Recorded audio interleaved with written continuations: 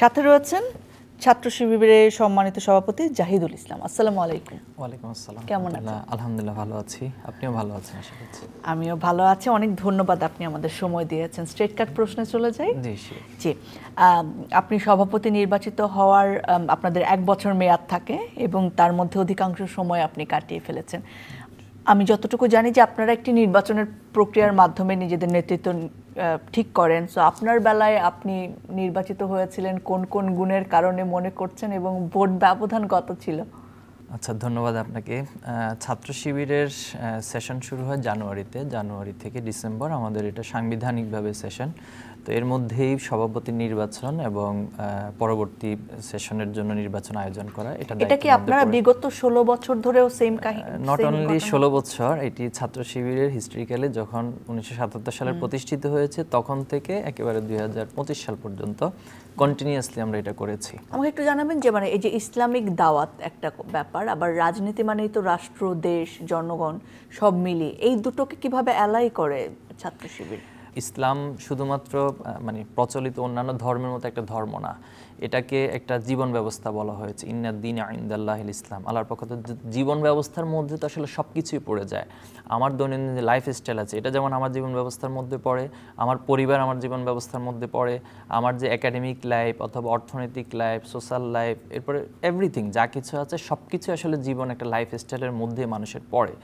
তো আপনি যদি আল্লাহ রাসূলুল্লাহ সাল্লামের জীবনীকে দেখুন উনি যখন ধর্মীয় বিষয়গুলোকে প্রেজেন্ট করেছেন তখন ওনাকে সমাজের সবচেয়ে ভালো মানুষ হিসেবে তারাই স্বীকৃতি দিয়েছিল যারা পরবর্তী ওনাদের বিরোধিতা করেছেন এবং ওনাকে হত্যা করার প্ল্যান নিয়েছিলেন।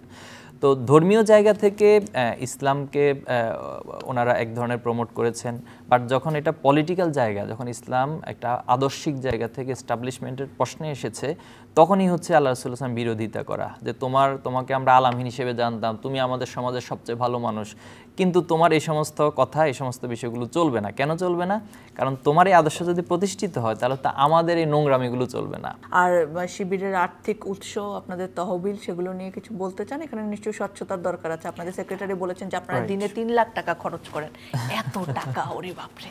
আচ্ছা, তো দেখুন আমাদের কেন্দ্র থেকে শুরু করে ইউনিট পর্যন্ত আলাদা আলাদা স্তর রয়েছে সংগঠনের, এবং আমাদের সংবিধানেও আয়ের উৎস এবং সেটা ব্যয় কিভাবে হবে এবং এটা স্বচ্ছতা কীভাবে মেনটেন করা হবে সব কিছু বিস্তারিত বলা আছে। তো সাধারণত আমরা যারা সংগঠন করি আমরাও নিজে একটা দান এখানে করি, সংগঠনকে দিই। যেমন সাপোজ আমি যদি দিন 100 টাকা খরচ করি তাহলে হয়তো 1 টাকা বাঁচিয়ে রাখছি, সেটা মাস শেষে 30 টাকা বাঁচিয়ে আমি সংগঠনকে দিচ্ছি। এটা প্রত্যেকটা জনশক্তি দেয়। পাশাপাশি যারা আমাদের অ্যালামনাই রয়েছে তারা আমাদের এই কর্মসূচি বাস্তবায়নের জন্য যখন আমরা তাদেরকে অ্যাড্রেস করি তারা সেক্ষেত্রে সহযোগিতা করে। মূলত এইভাবে আমাদের আয় ব্যয়গুলো। আর আপনি জাতীয় রাজনীতিতে যাবেন কিনা আপনার এই মেয়াদ শেষ হওয়ার পরে? আমার ইচ্ছা আছে আমি মানুষের জন্য কাজ করব। আমার যতটুকু ক্যাপাসিটি আছে বা যতটুকু অভিজ্ঞতা আমি এই দীর্ঘ স্টুডেন্ট লাইফ, ছাত্র স্টুডেন্ট পলিটিক্স অথবা বাংলাদেশের রাজনীতির সাথে বা 5ই আগস্ট, জুলাই আগস্ট সব কিছু মিলে অভিজ্ঞতাগুলোকে মানুষের সেবার জন্য কাজে লাগাবো, যতটুকু মানুষ চায় ততটুকু।